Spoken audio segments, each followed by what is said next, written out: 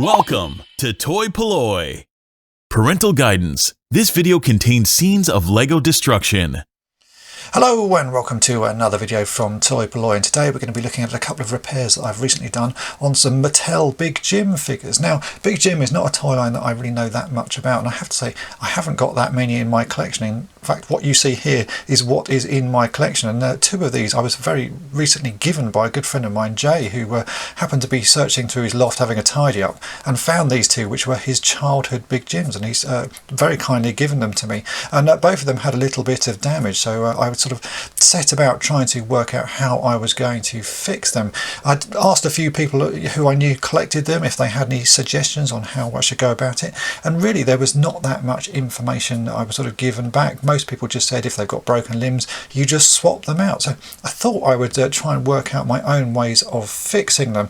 Now, I didn't film any of this because sometimes when I'm working on projects I don't bother filming, especially if I'm just sort of making stuff up as I go along. So today's fix is really going to be a sort of a show and tell. So I have already repaired them, as you can see, and I'm going to show you how I did it and sort of show you the process, but I'm not actually going to show myself fixing them because I don't have any footage of that. But I still think it will be quite interesting to show the sort of the process I go through, and so you can see the fixes I've done and see how well they work. So let's take a closer look at these Big Jim figures and I'll show you what was wrong with them and what I fixed. The first figure that needed some work was this Big Jim. He came just wearing the standard red pants. I've actually just put an outfit on him because as well as the figures, Jay had a whole box of outfits, so I've just dressed them up.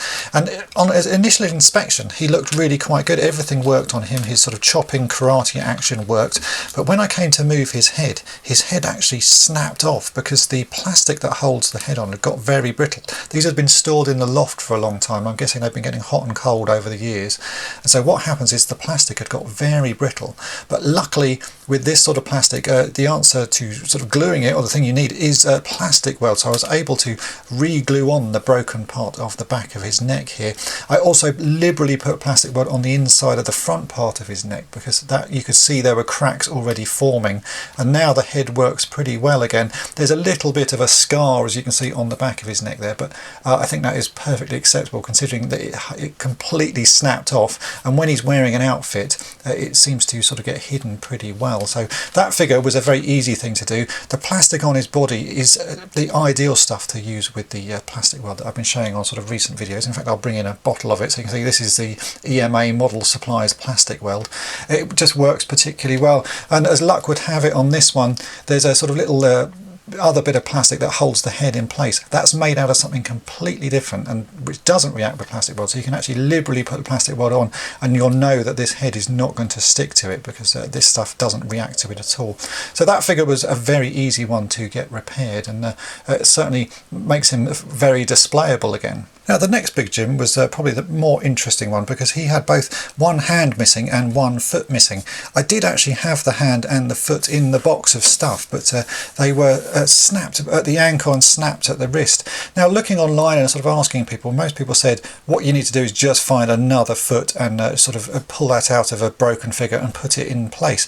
And I just thought that was a little bit of a shame considering I had the foot itself. So I was sort of looking through my parts pots and bits of Lego just to see what would fit, and I came across this piece of plastic. Now this isn't Lego, this is actually Meccano, but it looked sort of to me a little bit like the joint that was originally there on the unbroken foot. So you can see here we have something that's about the right sort of diameter, and I tried this in the sort of broken foot and it just happened to fit, and I was thinking, well, that's a lucky sort of piece of plastic to find. So I've tracked down what this piece is called because as it's Meccano I don't really know much about it, and I had a quick look online and there was a website that lists every sort of Meccano piece going, and it turns out this has a number. So this is a Meccano piece 120E or A120, and so if you search for those numbers this piece comes up. I think it's part of a piston, and so from that I thought, well, that's ideal. I'm going to make a new ankle joint.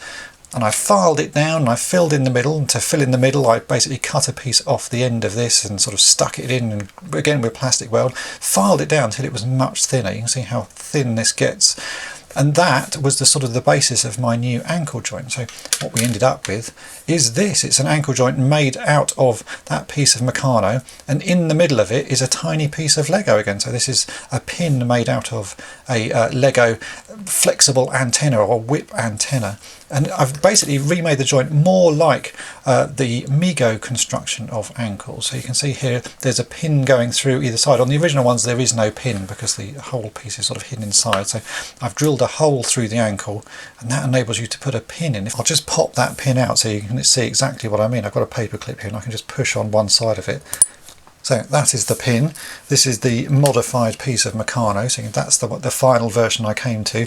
This one was my sort of prototype. I had one in orange. So you can see exactly what it is. It's that Meccano piece with the middle bit filled in. As I say, I just chopped the end of this off to make it slightly shorter. So I've chopped the end off, stuck it in the middle, filed it down so it's much, much thinner, and then drilled a new hole right in the middle, which is a 2mm hole. So this 2mm piece of Lego can just go in there like that. It's a very simple fix to do, and I was quite pleased with how it turned out. And considering I've never fixed these toys before, I was really quite pleased with how it worked. So you have to drill a hole through the ankle, but that's no real problem. Again, all of this stuff is hidden. So if I insert this back in, we can pop that in there. That fits quite nicely. I would then take this tiny piece of the whip antenna, the little piece of Lego, and that can be pushed through the hole as long as we line everything up.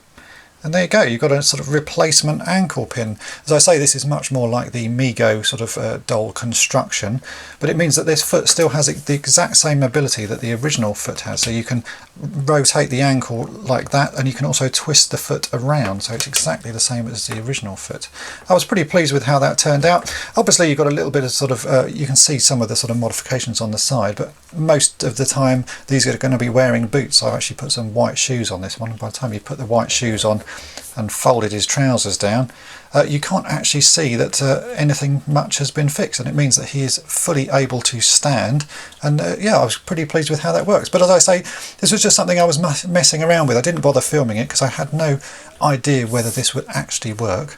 In the end it did, so if I get some more of these in future, that's how I'm going to fix the feet. Now with his hand, this was completely snapped off as well, and this was a little bit more awkward. I'm not quite 100% happy with how this fix works. It does hold in place and you can still rotate the hand round, but we've lost the ability to sort of rotate it from side to side like that, and that's because I couldn't find anything that did the job sort of to replace that original broken joint. So in the end what I've done is I've drilled a 2mm hole into what was left of the sort of the broken off peg that was in his hand, and I again inserted a piece of one of these whip antennas into the top part of his hand. It means that you can only rotate his hand round like that, so it's not fully functional. It's certainly good for display because you can put the hand in and it looks fine and he can sort of twist it around, but that's about it. It sort of limits what you can do with it. So it's not a perfect fix, and I'm certainly going to investigate that one in future because I think that can be improved. So although this is not a perfect fix, it does mean that you can still display this figure, which is really what I was trying to go for. I did also end up cleaning the rubber on his arms. The arms had got very dirty over the years and had lots of grime on them. For that I just used some lighter fluid and a cotton bud.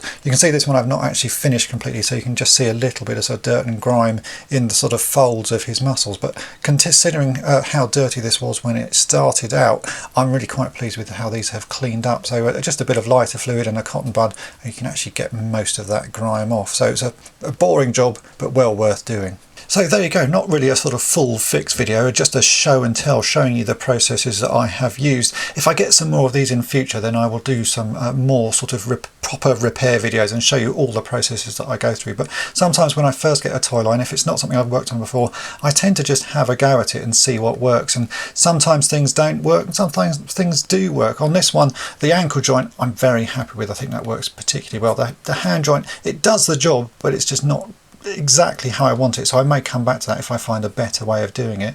And as you can see, repairing the neck, that was just some plastic weld does the job on that. So I do need to say a big thank you to Jay, who very kindly gave me these two Big Jim figures, and also to Bob James, who a long while ago gave me the Big John figure on the left here. It's the only other one that I have in my collection, but there was nothing wrong with him, so he just needed an outfit. I hope you've enjoyed this video. If you have, then make sure to hit the subscribe button and tap the bell to be notified each time I upload a new video. Thanks for watching. Thanks for watching toy-polloi. Subscribe for more great videos. You can also follow toy-polloi on Twitter, Facebook, and Instagram.